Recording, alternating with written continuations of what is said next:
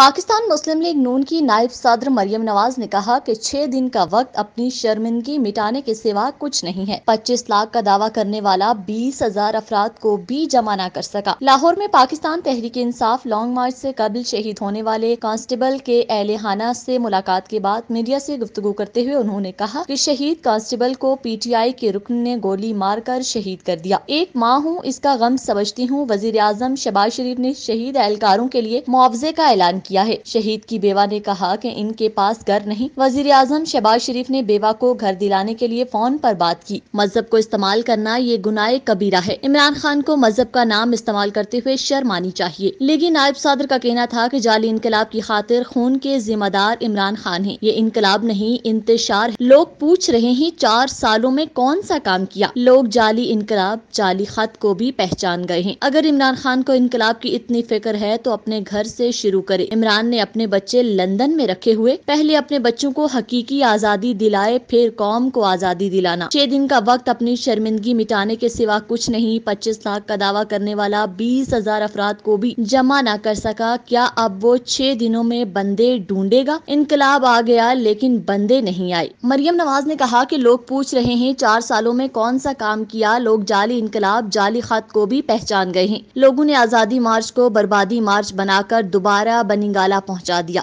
शरंगेजी, फितनाबाजी बंद करो। कौम को तकसीम करने की बजाय बनिंगाला में बाकी जिंदगी अल्लाह अल्लाह करो। पाकिस्तान मुस्लिम लीग नून की नायब सदर मरियम नवाज ने कहा कि जगह एक ही है मगर एजेंडा मुख्तलिफ। फितना खान और इसका जत्था कल रात यहाँ आग लगाकर भाग गया। ये जो बेवा है, इन्होंने मुझे खुद ये कहा कि इनके पास घर नहीं है। तो मैंने उसी वक्त शहबाज शरीफ साहब को फ़ोन किया।